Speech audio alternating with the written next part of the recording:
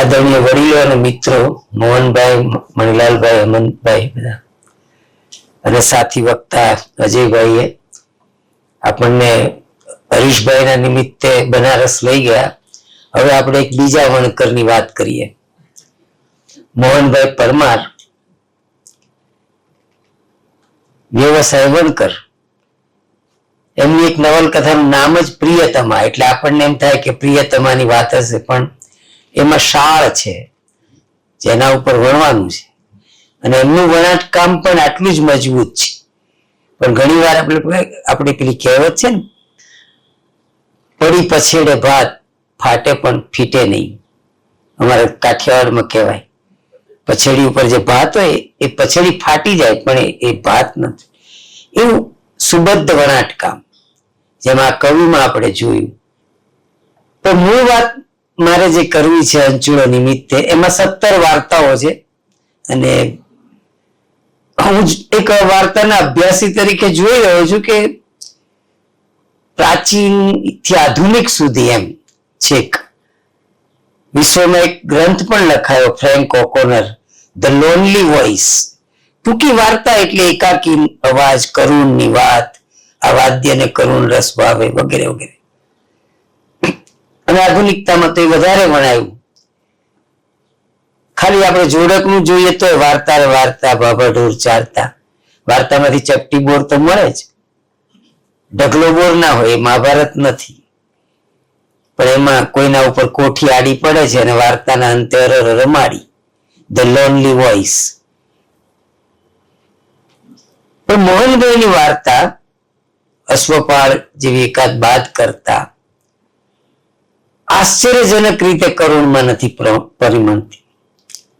અને એમાંથી પણ આગળ જઈએ તો આંચળોમાં તો એક હેપી રિયુનિયન, જબરજસ્ત આ એક અંચળોએ સર્જેલી ક્રાંતિ છે મારી દ્રષ્ટિ. અંચળોની 17 વાર્તાની આપણે જેટલી શક્ય હોય એટલી વાત કરીશું. પણ તમે જુઓ કે કઈ રીતે એક નવા યુગનો પ્રારંભ કરે છે. ટેકનિક વગેરે તો ખરી જ, એમણે કહ્યું એમ આયરની કે પેસ્જી કે અગાઉના પુરોગામી પાત્રો પણ અહીં તમને પડઘાય. ગાંધી યુગનો મુકુંદરાય ઘેર ગયો પણ પાછો વળી ગયો, એ મુકુંદરાયને પાછો મૂકી આપે છે. એટલે જેને કહીએ કે કોમ્યુનિટી બીઈંગ, બીઈંગનો ખાસો મહિમા હતો આધુનિકતામાં. એકલા બીઈંગનો એનો એક ઈગો હતો કે હું એકાકી છું, એનું મને ગૌરવ છે. હું ટોળાનો એક ભાગ નથી, હું આ ટોળું નથી, એનું જે ગૌરવ હતું.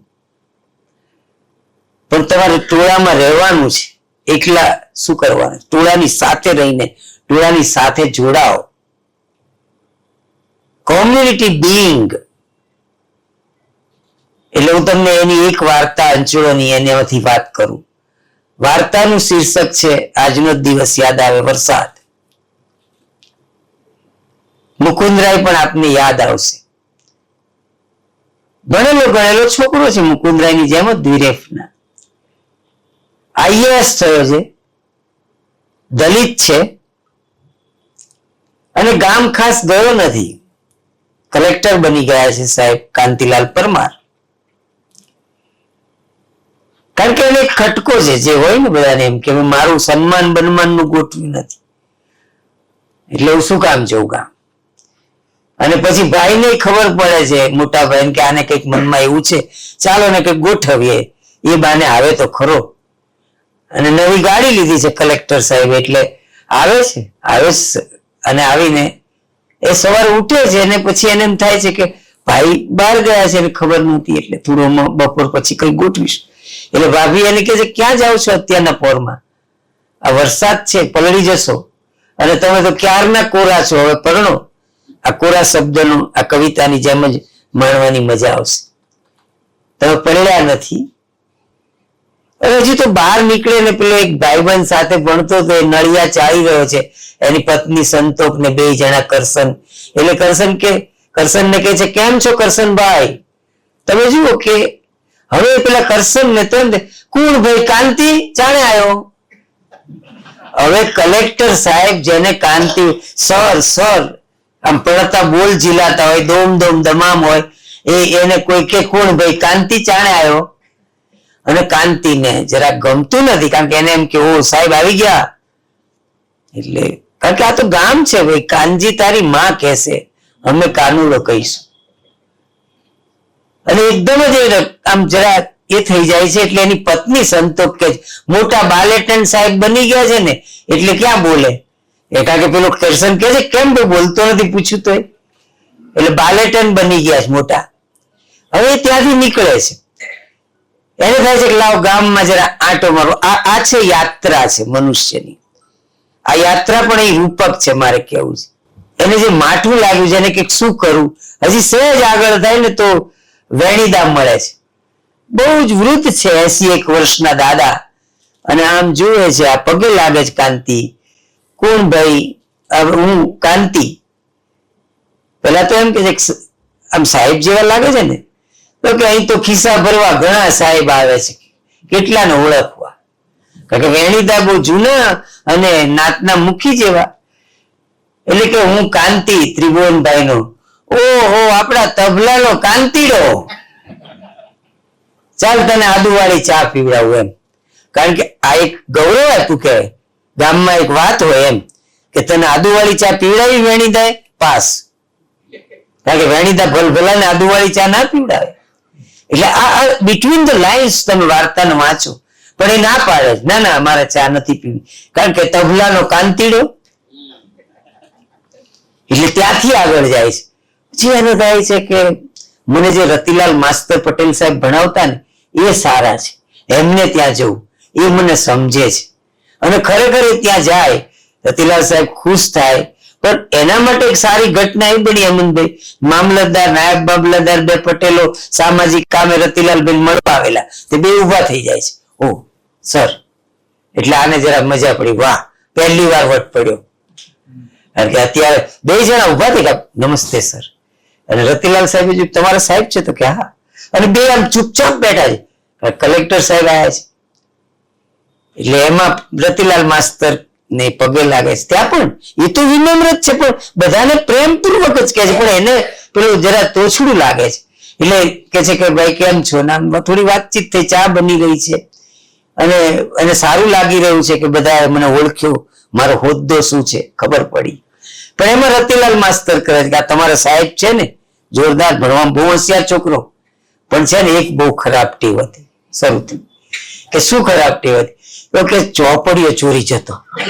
કારણ કે ઘરમાં ચોપડીઓ હતી નહીં, તો બિચારાને જોઈએ અને ઘરવાળા લાવી ના દે, ચોપડીઓ ચોરી જાય. મને ખબર હોય કે ચોરી ગયો છે, પણ અમે ચલાવી લેતા, કે મને ખ્યાલ હતો. હવે અહીંયા એને માઠું લાગ્યું કે આ વાત મારા મામલતદારને કહેવાય, એમ કહેવાનો વાત. એટલે ત્યાંથી નમસ્તે કરીને પાછું. હવે ક્યાં જવું? સાથે એક સુરેશ ભણતો હતો અને એ ડોક્ટર થઈને ગામમાં જ એને દવાખાનું ખોલ્યું છે. એ માણસ શિક્ષિત કહેવાય. જુઓ, એને શિક્ષિત, આ કોટ અનકોટ કહું છું. કારણ કે એ જેને અસંસ્કાર માને છે ને, અસંસ્કાર નથી, પ્રેમ છે. એક લેખકને સમજાવવું છે. આ હાય હલ્લો લાઈક કા કહ્યું ને ચેટર્જીઓ, એ માત્ર એટલું જ નથી, આ કશું વર્ચ્યુઅલ નથી, રિયલ છે. એટલે ત્યાં જાય છે. તો એના ઘેર તો સુરેશભાઈ ડોક્ટર નથી અને ઘર બંધ છે, બેલ મારે છે, સારું ઘર છે, ડોક્ટરનું ઘર છે. અને એની પત્ની ખોલે છે, જે સાથે જ ભણતી હતી બાજુના ગામમાં, બધા સાથે ભણતા. એટલે એ તો આમ હાથ મૂકીને ખડખડ હસ્યા કરે કાંતિને જોઈ. એટલે કાંતિ કહે છે કે કેમ યાર સહેજ આટલું બધું? તો મને યાદ આવ્યું, અમે તને કાંતિ પીપુડી પપુડી કહેતા હતા ને. હવે તમે જુઓ, એને થાય છે કે મારું કાંતિ પપોડી. અને ત્યાંથી એ માણસ ત્યાંથી પણ ભાગે છે. હવે જેવો ગામમાં નીકળ્યો તે લક્ષ્મણ ને બધા, મહેશ ને બધા ભાઈબંધો. એક ગામમાં ભારે વરસાદ પડ્યો ને, તે ઝાડ પડ્યું છે મણિભાઈ, અને બધા ઝાડને હૈસો કરીને ઊંચું કરી રહ્યા છે. આ તો કલેક્ટર છે, એ ત્યાં ક્યાંથી જાય? લાંબ ભયાન જુએ છે દૂરથી કે બધા ઝાડ ઊંચું કરી રહ્યા છે તૂટેલું. એટલે એ તો આમ બાજુમાંથી નીકળી જાય છે અને એને થાય છે ગામની બહાર જવું જરા. ગામની બહાર જાય ને તો પેલું વોકળામાં પાણી ભરાયું ખાસું અને ટેણિયાઓ નાતા હોય ને ટેણિયાઓને શું કયો કલેક્ટર ને કોણ બલેક્ટર એને શું ખબર. એટલે એ બધા છોકરાઓ ટેણે સાહેબ આવી જા નાવા આવી જા. એટલે એકદમ કાંતિને એમ થાય છે કે જતો રહું નાવા, અને નાવા જાય છે અને અહમનું જે વિગલન થાય છે એને મસ્તી આમ આજુબાજુમાં બધા એના છાંટણા ને મજા કરે, ટેણિયાઓ વારે, ટેણિયાઓને ખબર નથી કઈ ને, અને ત્યાંથી નાઈને એકદમ એને એમ થાય છે ક્યાં જવું, અને દોડતો જાય છે અને પેલા લક્ષ્મણ ને મહેશ જે ઝાડ ઊંચું કરી રહ્યા છે ને એમાં જોડાઈને કહે છે હૈસો. ત્યાં વાર્તા પૂરી થાય છે. Community being happy reunion. અને આપણો મુકુંદરાય પાછો આવ્યો અને બધાની વેદનામાં ભળ્યો. આ ગુજરાતી સાહિત્યની તાસીર બદલાઈ ગઈ. આ રીતે તમે કઈ રીતે પ્રોગ્રેસિવ લિટરેચર, એક રોદના નથી મારે રોવા, હવે મારે મારા સમાજની સાથે મારે જોડાવવું છે. Community being happy reunion, quest for recovery. મેં ચોપડી ચોરી છે, મને દુઃખો મળ્યા છે અસ્પૃશ્યતાના, પણ ક્વેસ્ટ ફોર રિકવરી એમની વાર્તાઓમાં મને દેખાઈ. અને બીજી બાજુ જે દેખાય છે એમના માત્ર આ નથી, દુઃખો કેટલા બધા છે. એટલે આ વાર્તાઓમાંથી પસાર થઈએ તો આપણને એમ લાગે કે આ વાર્તાકાર શું ખોળી રહ્યો છે. તો નકલંકથી તમે શરૂ કરો. સાહેબે જેમ એમનું ઉદાહરણ આપ્યું હરીશભાઈનું, એક પ્રકારનું મોરાલિટી તમે જુઓ જેની સાથે બહુ અણબનાવ હતો આધુનિકતાનો. અહીંયા ચોઇસ ઓફ મોરાલિટી છે, અને with all its imperfection, its limitation. વાસ્તવ અસહ્ય વાસ્તવ છે, અને છતાં પણ ચોઇસ જે છે ને પાત્રની અદ્ભુત છે સાહેબ. ચોઇસ ઓફ મોરાલિટી કેવી રીતે હું તમને કહું. દાખલા તરીકે આ સંગ્રહની વાર્તા, નકલંક તો છે જ જાણીતું ઉદાહરણ. ઉચાટ નામની વાર્તા લઈ લો. સાવ આમ જેને કહેવાય ને કે એમની એક વાર્તાનું શીર્ષક છે ધૂળ. ધૂળ જેવી વાતને પણ એ વાર્તા બનાવી શકે છે, કહેવાનો અર્થ એમ કહું છું. અને આ જ વાર્તાકારનું કામ છે. ઉચાટ વાર્તા આપણને થાય ઉચાટ એટલે કેટલો મોટો શબ્દ. આમાં શેનો ઉચાટ છે ખબર કે સોસાયટીની બે બહેનો કનકલતા અને હસુમતી, એ બેન બનતું નથી ને એનો ઉચાટ છે કોને ખબર? સોસાયટી વાળવા આવતી મોંઘીને. હવે આજ કેટલી મોટી વાત છે, કોણ શુદ્ર ને કોણ સવર્ણ. અને ઉચાટ કેમ છે ખબર? એ બેની હરીફાઈઓ જાતભાતની ચાલ્યા કરે. પેલું આપણે પ્રેમચંદજીના કફનમાં જોઈએ એમ, ઠાકુરે 50 પૈસા આપ્યા ને એટલે પેલા બ્રાહ્મણ ને એમ થાય કે ચાલો હવે હું આને 25 પૈસા આપીશ તો આબરૂ જશે. આપવા નહોતા પણ હવે શરમ આવે ને. તો અહીંયા પણ હસુમતી જો એને કંઈક આપે મોંઘીને તો કનકલતા એનાથી મોટું આપે, કારણ કે હસુમતી શેનું વધારે આપે. આમ બે એકબીજા મોંઘીને ખેંચે, અને મોંઘીને આમાં હસવું આવે છે કે જો તારે છે ને એ બહુ દોઢી છે હસુમતી. કનકલતા એને કે ના કે, અને આને એમ થાય કે આ બે વચ્ચે દોસ્તી થઈ જાય તો સારું કોક દાડો. અને એમાં કનકલતાને એકવાર ખોટું લાગ્યું તો એને કંઈક જરા અપમાન કર્યું મોંઘીનું. મોંઘીનો વાત નહીં પણ હસુમતી સાથે કંઈક વાત કરતી હોય ના ગમ્યું તો કનકલતાને ખોટું લાગ્યું. કનકલતા નથી બોલતી, મોંઘી આમ જે પેલા માન આપતી હસુમતીને મોંઘીએ કહ્યું, બેન આ દિવાળી આવે છે ને તો પરબ કહેવાય, એ દિવસે છે ને કનકલતા બેન ને બોલાવજો, હું તો નમસ્તે કરવા જવાની છું, તમે બોલજો, આપણે ક્યાં આખી જિંદગી અહીંયા જ કાઢવાની છે, શું લઈ જવાનું છે? હસુમતી કે હું નહીં બોલાવું એને, આ કે છે કે હું તો જઈશ. અને એ એને બોલાવવા જાય છે, પગે લાગે છે. કનકલતા ધબ્બો મારે છે અને આવકારે છે કે બહુ અહમ ના રાખો, મોંઘી આવી ખરી, નહીતર વાળું લેવા ગઈ ત્યારે અપમાન કરેલું એકવાર એટલે નહોતી બોલતી. પણ હવે તમે જુઓ એ જાય છે ને ત્યારે આ વાર્તા પૂરી થાય છે કે હવે એને ઉચાટ થાય છે. શેનું? આ હસુમતીને મનાવવામાં કેટલા દાડા જશે? આ જો વાર્તા ક્યાં પૂરી કરવી? કોણ? તમે જો સંસ્કાર ને અસંસ્કાર ને પછાત ને આ બધું સડ બધું ફોતરે ઉડી જાય છે. એટલે વાર્તા તમે ક્યાંથી વીણી લાવો એમ કહેવાનો અર્થ. અહીંયા આવી 17 વાર્તાનો રસથાળ છે. એટલે હું એમને બહુ ઉચ્ચ કોટીના વાર્તાકાર કરું છું. કારણ કે એમણે જે રીતે વાર્તાઓ આપી, જે રીતે હરીશભાઈના તમે વાત કરી કવિતાઓ આપી, ધોધમાર, આ વાર્તાનો એક વરસાદ છે. કોલાહલથી અચરજ સુધી વચ્ચે વાયા છે આ તો અંચળો તો. કેટલી વાર્તાઓ અને એમાંથી કેટલી બધી વાર્તાઓ. એટલે કારણ કે તમે પુષ્કળ લખો તો કલાત્મક ના લખી શકો, કલાત્મક લખો તો પુષ્કળ ના લખાય. પણ કેટલાક અપવાદ હોય છે, એમાં મોહનભાઈ છે અને ચેખોવ છે. ચેખોવે 700 વાર્તાઓ લખી છે, પણ નબળી નથી લખી. મોહનભાઈ કેટલા બધા વાર્તાઓ, એમને ઘણી વાર એવું લખ્યું હવે મારાથી વાર્તા નહીં લખાય, અને પછી 2 સંગ્રહ આવે. જેમ આમને એટેક આવી ગયા એકદમ આપણને એમ થાય કે હરીશભાઈ વિશ્રામમાં ચાલે ગયા, 4 સંગ્રહ આવ્યા ને, જેમ તાંબુલ ને. કેટલાક સર્જકો એ સેવન કરતા હશે, શું કરતા, પણ મિજાજ બદલ્યો છે એમ કહું છું. આ બંને રચનાકારો એ રીતે પોસ્ટ મોડર્ન છે. અને આધુનિક યુગ કોને કહેવાય, આમાંથી સમજાય કે કઈ રીતે તમે પોઈન્ટ ઓફ વ્યૂ, જીવનને જોવાનો દ્રષ્ટિકોણ. એટલે યુગ બદલાય, યુગ કોઈ તારીખે ના બદલાય. યુગ બદલવો એટલે જીવન જોવાનો દ્રષ્ટિકોણ સર્જકે કેવી રીતે બદલી નાખ્યો છે. એટલે આધુનિકતાનું જે અરણ્ય રુદન હતું આખું, આપણે એકલા પડી ગયા છે, વિશ્વમાં કશું બચ્યું જ નથી, ત્યારે આ ઉચાટ જોઈ શકાય. આ બધું રૂપકાત્મક રીતે ઉચાટ છે, પણ જેવો હોય એવું સામાન્ય માણસને કહેવાનો અર્થ. પણ જે રીતે હું જોઉં છું કે એમની વાર્તાઓમાં પુરુષ હોય કે સ્ત્રી હોય કે દલિત હોય કે બિન દલિત હોય, પણ એ પ્રગતિશીલ ચેતના અત્યારે બહુ જરૂરિયાત છે. એમણે કહ્યું ને કે છાપા વાળો છોકરા સુધી પણ નજર જાય. એમની અંચો સંગ્રહની વાર્તા જુઓ તમે. હવે કંપનીનું કલ્ચર છે ને એમને પ્રમોશનની ક્યારની જરૂર હતી, નાયક છે ને મિશ્રાજીને એને ખબર પડે છે કે મને પ્રમોશન માટે ઓફિસ તૈયાર થઈ છે. તો ખ્યાલ આવે છે કે આ તો પેલા સુધીર અગ્રવાલને કાઢીને કરે છે. તો સુધીર તો મારો મિત્ર હતો, પણ કંપનીમાં કોઈનો મિત્ર ના હોય ને.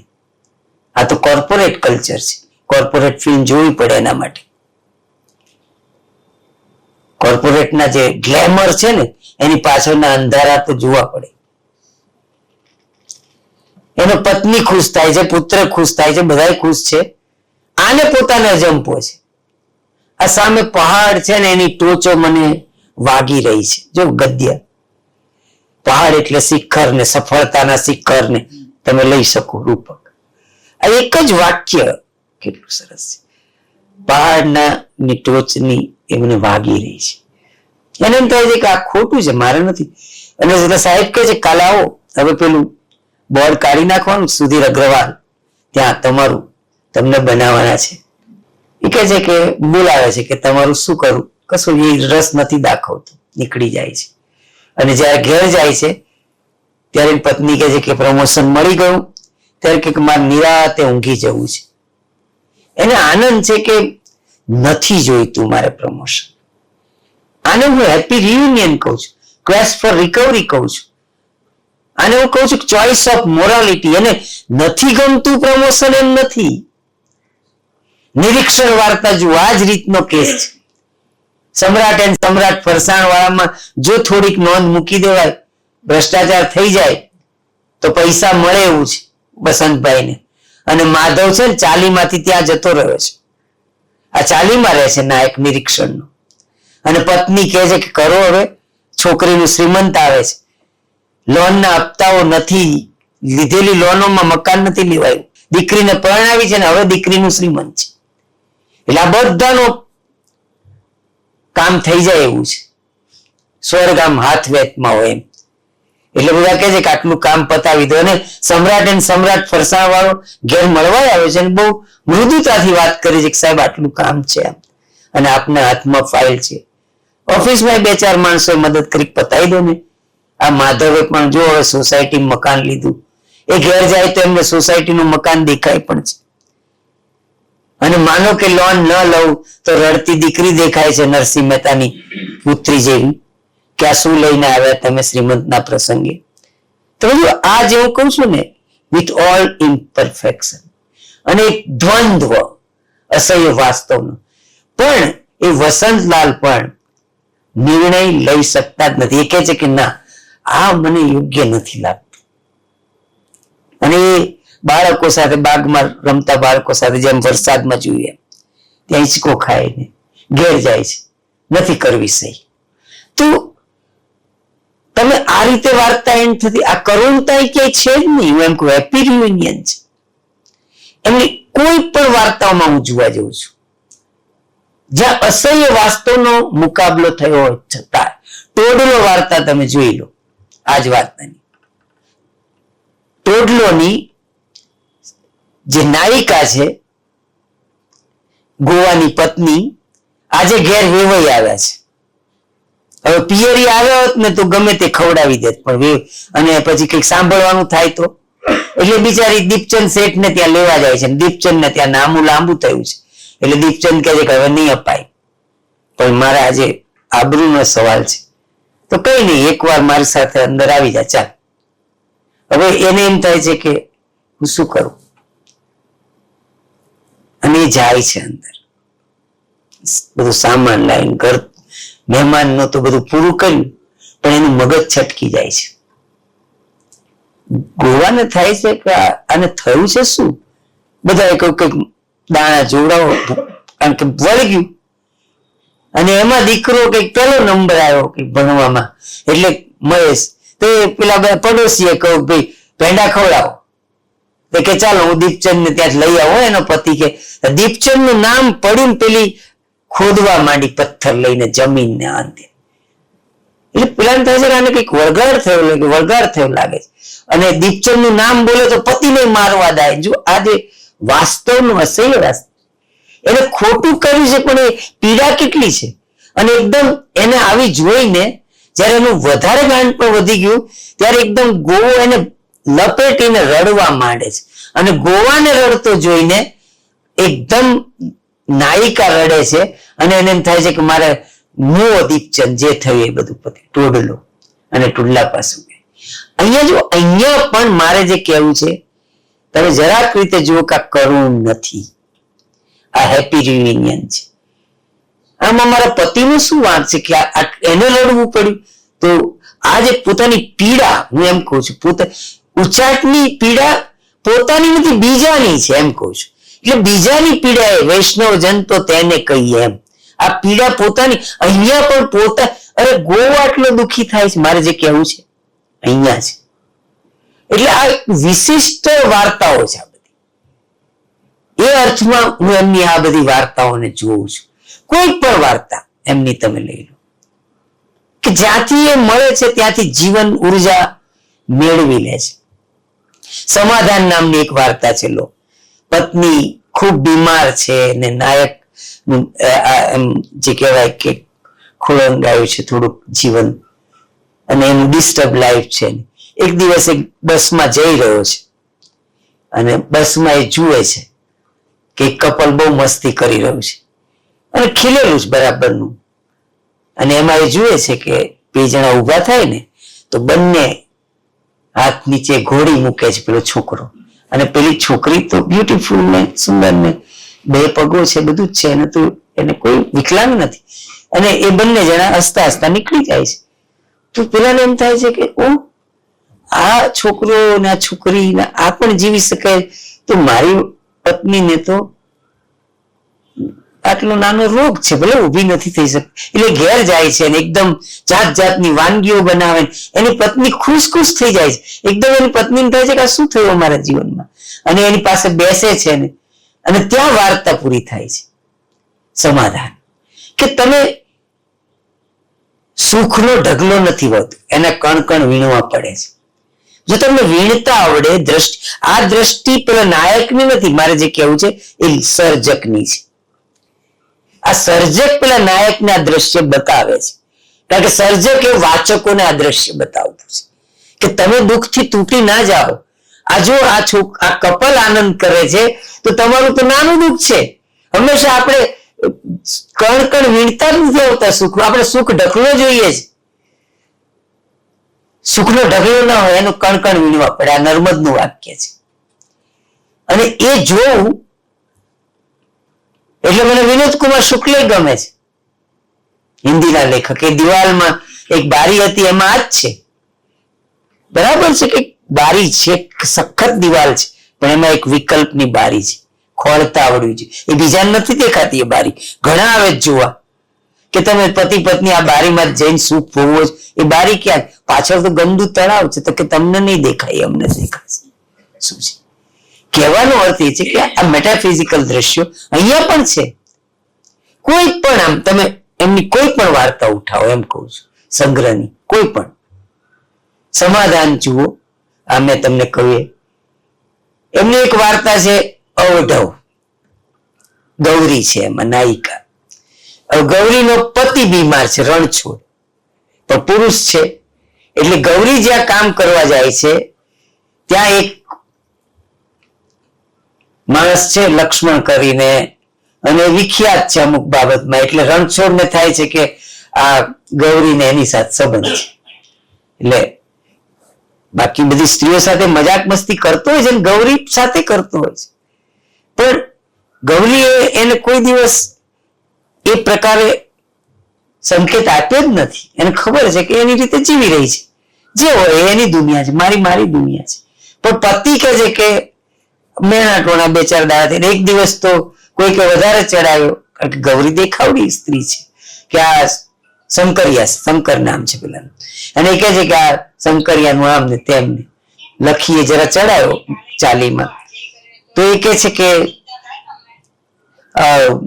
કાલથી તારે ખેતરે જવાનું નથી, આ તને મેં કહી દીધું. એટલે આપણને વાર્તા ક્યાં પૂરી થશે? આ પુરુષ સત્તા પાસે. પણ વાર્તા ત્યાં નથી પૂરી થતી. વાર્તા પૂરી થાય છે કે એકદમ વહેલી સવાર ઉઠી અને એમ થાય છે કે રણછોડ ભલે ના પાડી, હું નીકળી, દાંતરડું લીધું. જો આ દાંતરડું હવે કોઈ નરસિંહ મહેતાને કૃષ્ણ મદદ કરવા આવે કેવું નથી. આ દાંતરડું મારું છે. એને દાંતરડું લઈને નીકળે છે ને કહે છે કે બીજા ખેતરે જઈશ. એ વેમાય છે તો ખેતર બદલીશ, પણ મારી મહેનત નહીં બદલું. તો આ દાંતરડા સાથે લઈને નીકળવું, એનું હારતી નથી. મારે જે કહેવું છે એમનામાં હાર નથી. એમ ત્યાં જે અવઢવ જે છે, તો આ રીતે એમની એકે એક વાર્તાઓ, અંચળો, જેમ મેં તમને કહ્યું, ઉચાટ, માનો કે હેડકી વાર્તા તમે લો. હવે હેડકીની જે નાયિકા છે એ નાયિકા નિસંતાન છે, અને નિસંતાન છે અને એટલા માટે મેણા ટોણા તો ચાલતા જ હોય ને. એમાં એક ગેસનો બાટલો બદલવા માટે એક નાનકડો કિશોર રામજી આવતો હોય છે, પણ યુવાન છે, થોડો દેખાવડો છે. એટલે એના પતિ, આમ એનો પતિ બધી વાતે પૂરો છે, પણ એ વેમાય છે અને કહે છે કે આ છોકરો ઘેર ના આવો છે. તો એની યાર હસી બોલીને વાત કરે છે. એને એનું ગમે છે છોકરો. એ કહે છે કે કેટલો નાનકડો સરસ છોકરો છે, એટલે કે ના, આને અહીંયા આવવો ના જોઈએ. અને એ છોકરો આવતો બંધ થાય છે. હવે આને થાય છે કે મારા પતિને શું કહેવું, આ ખોટો વેમાય છે. પછી એ પતિના માસી છે એમના ઘેર બેસવા જાય છે, અને એમને એમ છે કે માસીની એક દીકરી છે, ગુજરી ગઈ છે, ને એનો ના ગુજરી નથી કે એને દીકરીઓ વધારે છે, તેની એક નાની દીકરી થઈ છે ને, એ હું દત્તક લઉં એમ. પણ એ દત્તક નથી આપતા. જો એને તારા ઘેર ના ફાવે, એને એમ કે માસી મદદ કરશે. પછી એક ઘર આવે છે વચ્ચે, એક નાનકડા સંકેતો વાર્તામાં કહેવાય, ડૈલીનું ઘર છે, જે ડૈલી આપઘાત કરેલો, કારણ કે એના ધણીએ કાઢી મૂકેલી, કારણ કે એની સંતાન હતી. આ બધા સરવાળાઓ જો લેખક નાના નાના વિભાવો કેવા મૂકે છે. ડૈલીના ઘર તરફ એનું પગ વળ્યો. આપણને એમ થાય છે કે ડૈલીની જેમ આપઘાત કરશે, અને એકદમ એ ડૈલીના ઘેર એના બાપાને મળવા જઈ જ રહી હતી, અને એકદમ એને કોમળ કોમળ પગલા સંભળાયા રામજીના, અને એને એમ થયું કે ના, મારે પાછા વળી જવું છે, નથી જવું ડૈલીના ઘેર. અને વાર્તાનું અંત ત્યાં છે કે એકદમ એ પાછી ફરે છે. એના મનમાં પેલા કોમળ પગલાઓ જે આવતા હતા ગેસ બદલવા, એનો રામજીના સંભળાય છે અને પાછી વળી જાય છે. તો આ જે વાર્તાઓમાંથી આ રીતે આપણે પસાર થઈએ તો કોઠી આડી પડતી નથી, અરર માડી નથી. એટલે પ્રાચીન હોય કે ધ લોનલી વોઇસ હોય, આ કોમ્યુનિટી બિંગ ને હું મારી રીતે જીવીશ. મને આ પીડા છે પણ મારે ડેઈલી નથી બનવું, મારે ગોવાને નથી રોવા દેવું, મારે આ પ્રકારની વાર્તાઓમાં તમે એમની વાર્તાઓ જુઓ, કોઈક વાર આપણને એમ ગ્લોબલાઇઝેશન દેખાય, એમ થાય મને રિવરફ્રન્ટ દેખાય છે. હવે વાર્તા તો છે પ્રાચીન મધ્યકાળ એવી, ઘોડાર, ઘોડારમાં ઘોડાઓ સંભાળતો રણમલ છે, બીજો એક નોકર, ત્યાં નોકર ચાકર તો બહુ હોય પણ રણમલ ઘણા વખતથી છે, બીજો અમરસિંહ છે જે ખાસ ઠાકોરનો ચમચો છે, અને રણમલ ને તો કામ માત્ર એટલું કરવાનું, ઘોડાઓની સંભાળ રાખવાની, નબળા ઘોડા ને દુબળા ઘોડા ને તગડા ઘોડા ને મોટી ઘોડાર છે. અને આ ઘોડારનો રણમલ, ત્યાં બધી સામે એક ઝુંપડપટ્ટી છે જો આવી ગઈ ને, એમાંથી આ બધા કામ કરવા આવે માણસો વાડીમાં અને ઘોડારમાં મદદ, અસંખ્ય ગરીબ માણસોની.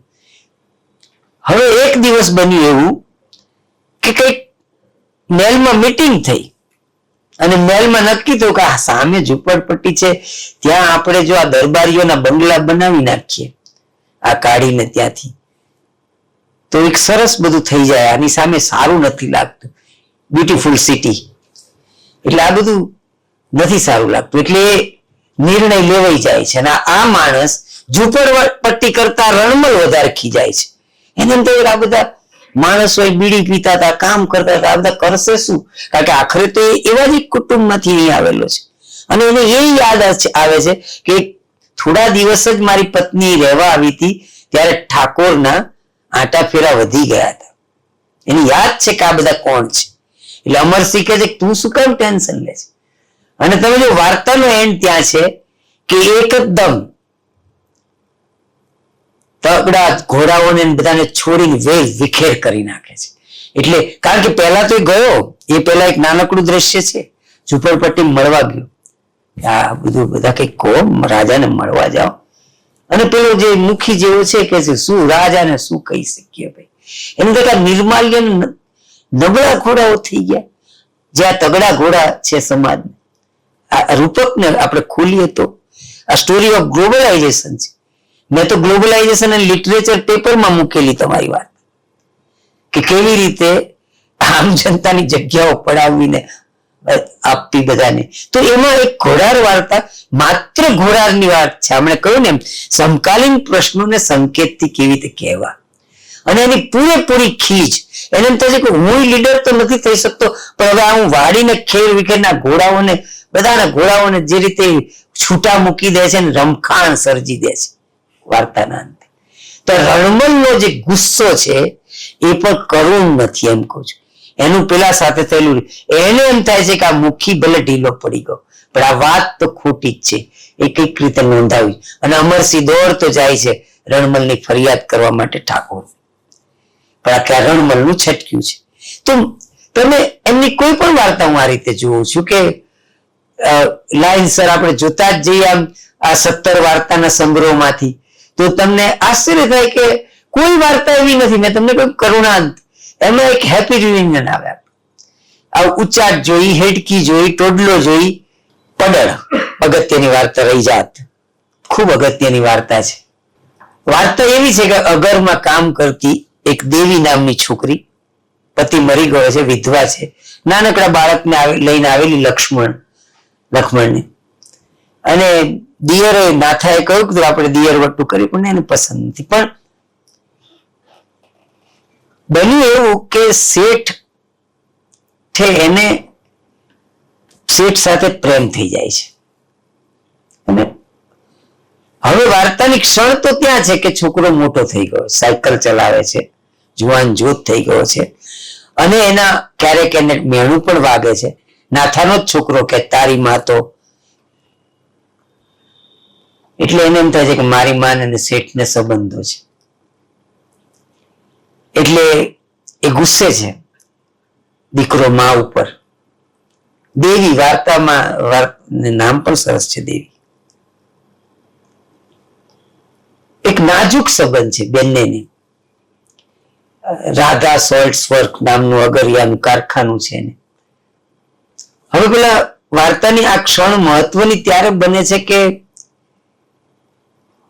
25 વર્ષ પૂરા થયા છે એટલે એની ઉજવણી છે અને આ ગાતીથી બહુ સારું નાયિકા.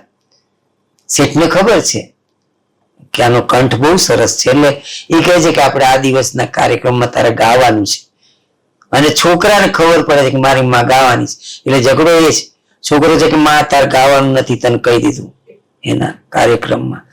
અને પેલો કહે છે કે તું ગઈશ ને, એ કઈ બોલી તો નથી શકતી, એ બધું રજૂ કરે છે કે શેઠ હવે મારો છોકરો મોટો થયો છે. પણ જ્યાં આમ હાથ સ્પર્શે અને જૂનો સંબંધ, એની જે પેશન બતાવી છે, એક ટેન્ડર સ્ટોરી છે એમ કહું છું.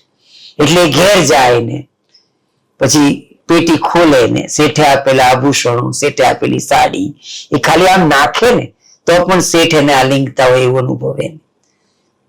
એટલે વાર્તાની કળાત્મકતા, સૂક્ષ્મતાઓ, સાંકેતિકતાઓ અકબંધ રાખીને વાર્તા ચાલે છે. અને પછી એ કહે છે કે આમ એને શું કરવું એ અવઢવમાં હોય ને એકદમ દીકરો એને એ વખતે આવે. મેં કહું માં તારે ગાવા નથી જવાનું.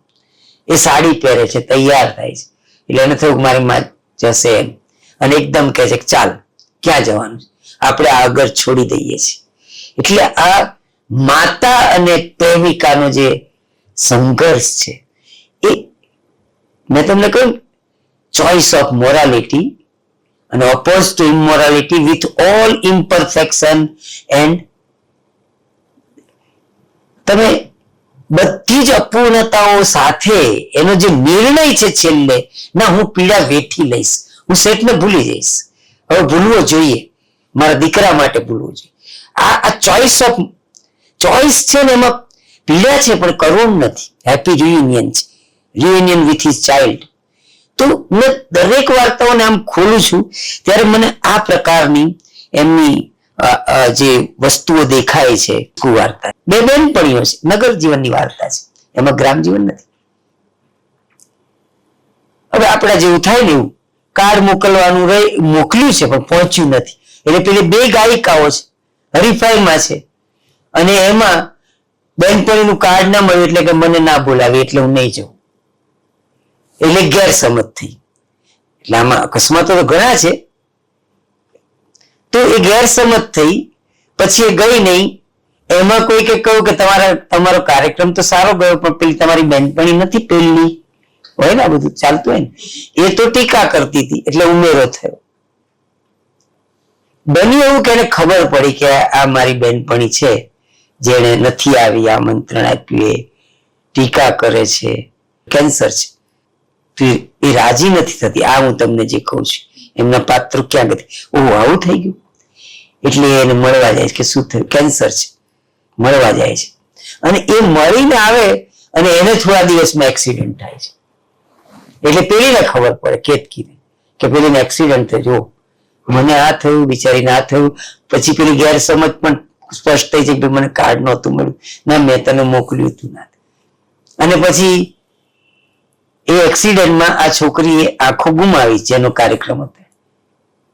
અને ત્યાં એને સમાચાર મળે છે કે આનો તો લાસ્ટ સ્ટેજમાં કેન્સર છે અને એને લખી આપ્યું છે કે મારી બે આંખો મારી બેનપણીને આપજો. આ ડિસ્કુ વાર્તા છે. કાયા પલટ વાર્તા તમે જુઓ, એમની એક કાયા પલટ વાર્તા. પુરુષ હંમેશા પેલી સ્ત્રીને એમ કયા કરે કે તું મારા ફેમિલી સાથે મેચ નથી થતી. પેલી મેચ જ છે પણ પેલો એટલો બધો ધંધામ પડ્યો છે, પેલી ક્યારેક બેન આવું કે નણંદ તો માની ગયો છે ને એ કહે છે કે મેં તમારી બેન સાથે એવું કશું કર્યું નથી, ના ના આમ છે ને તેમ છે ને. એમાં બને છે એવું કે એમના મોટા ભાઈ બહુ જ બીમાર પડે છે એટલે એને અહીં લાવવા પડે છે. અને આ છોકરી તો જે છે એટલે બિચારી ખૂબ સેવા કરે છે ને એમની સ્થિતિ ખરાબ જોઈને વધારે સેવા કરે છે. અને પેલો માણસ ચીડાયા કરે છે. જો આ વાર્તામાં ટર્ન જે આવે છે ને, પેલાને થાય છે કે મારે ઘેર મીટિંગ કરવી હોય પણ બધા ભાઈબંધો આવે ને આ બીમાર ફર્યા કરતા હોય, જૂના રૂમમાં રાખવું તો ખબર તો પડી જાય. જો હવે એ ત્રાસ અનુભવે છે મોટા ભાઈનો, પેલી તો જરાય નથી અનુભવ. એને તો એમ થાય છે કે બિચાર, એટલે એમાં બને છે એવું કે એમની સેવાથી સારું પણ થયું. હવે પેલી નણંદને સમજાય છે કે હું આમ કહેતી હતી કે નથી મેચ થતી, પણ આને તો મોટા ભાઈની બહુ સેવા કરી. એટલે હવે તો પતિ એવું કહે છે કે મોટા ભાઈને ક્યાં સુધી રાખવાના છે. એટલે પછી એને બહુ અંદરથી આનંદ થાય છે કે આ શું બોલે છે અને મને શું કહેતા હતા, મોટા ભાઈની કુટુંબની સેવા કરવી હતી.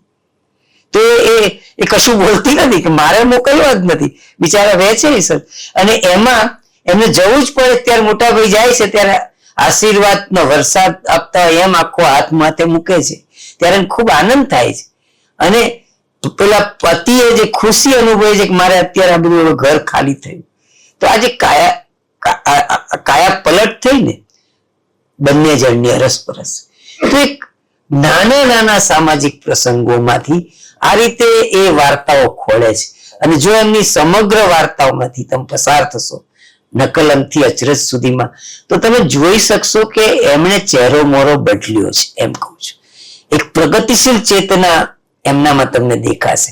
અને પ્રગતિશીલ ચેતના એટલે સીધો મેલોડ્રામા નહીં, અસહ્ય વાસ્તવમાંથી પસાર થઈને આદર્શની સ્થાપના છે. બાકી આદર્શની સ્થાપના તો ધરધર થઈ જ જાય ને હિન્દી ફિલ્મોની જેમ, ચીલાચાલુ ફિલ્મો થાય એવો નહીં. પૂરેપૂરા વાસ્તવિક સાથે લોહી ઝાડ સંઘર્ષ દેવી જેવો ઉચાટ જેવો કરીને એના પાત્રો એક આદર્શ પાત્ર બને છે, આદર્શ તરફ આદર્શોન્મુખ બને છે. અને એ અર્થમાં હું એમને ગુજરાતી વાર્તાને પલટનારા જોઉં છું કે એમણે વાર્તાને આધુનિકતાનો લાભ લીધો, વાર્તાને કઈ રીતે કળાત્મક બનાવવાની, કઈ રીતે પ્રતીકોનો વગેરેનો વિનિયોગ કરવાનો, નકલંકથી માંડીને ચેક સુધી આરંભમાં જ આંધું જુઓ તમે તો તમને દેખાશે બધે કે ભાષા કર્મ પ્રતીક આ બધા વાના એ આધુનિકતા વગર ન હોઈ શકે. પણ આધુનિકતાનો લાભ લઈને હું દ્રષ્ટિકોણની વાત કરું છું કે પેલા એકાકી મનુષ્યમાંથી સામાજિક મનુષ્ય બનાવ્યો. અને સામાજિક મનુષ્ય બનતા બધી જ એને જે લોહીઝાળમાંથી પસાર કર્યો અને મુકુંદરાયને આપણને પાછો કાંતિ રૂપે આપ્યો. આ અંચળોના લેખક છે. હું એમને ખૂબ ખૂબ આ નિમિત્તે અભિનંદન આપું છું અને હોમ કોમ્યુનિકેશનનો ખૂબ આભાર માનું છું. બંને વક્તાઓના વક્તવ્યથી આપણને કંઈક વિશેષ પ્રાપ્તિ થઈ હોય તો બંને વક્તાઓનું ખૂબ તાળીથી સન્માન કરીશું. માન્ય શ્રી અજયસિંહ ચૌહાણ સાહેબ આપણી વચ્ચે ખાસ વલ્લભ વિદ્યાનગરથી અહીંયા ઉપસ્થિત છે. આપણી ભાષાના પ્રતિષ્ઠિત સાહિત્યકાર છે. તેઓ સેન્ટ્રલ ગુજરાત યુનિવર્સિટીમાં ગુજરાતી વિભાગના અધ્યક્ષ તરીકે સેવા આપી રહ્યા છે. અજયસિંહ, આપને વંદન, આપનો આભાર. માન્ય શ્રી ભરતભાઈ મહેતા ખાસ આપણી વચ્ચે વડોદરાથી ઉપસ્થિત છે. તેઓ પણ ગુજરાતી ભાષાના પ્રતિષ્ઠિત સાહિત્યકાર છે. તેમજ વડોદરાના MS યુનિવર્સિટીમાં ગુજરાતી વિભાગમાં પ્રોફેસર તરીકે તેઓ સેવા આપી રહ્યા છે. ભરતભાઈ, આપને વંદન, આપનો આભાર. આપ સૌ સમય ખર્ચીને આવ્યા એ માટે આપનો આભાર. આ કાર્યક્રમની જે કે ગુજરાતી અંગ્રેજી અખબારો લીધી એ તમામ અખબારોના તંત્રશ્રી, રિપોર્ટરશ્રી, ફોટોગ્રાફરશ્રીનો આભાર. જેમને નિમંત્રણ કાર્ડ કુરિયરથી નથી મળતા તો તેઓ અમારું વોટ્સઅપનું સ્ટેટસ તેમજ ફેસબુક ઉપરથી આગામી કાર્યક્રમોની માહિતી મળી શકશે. એક સમૂહ તસવીર લીધા બાદ કાર્યક્રમ પૂર્ણ જાહેર થશે. બહાર ચા કોફીની વ્યવસ્થા છે, એને ન્યાય આપવા વિનંતી.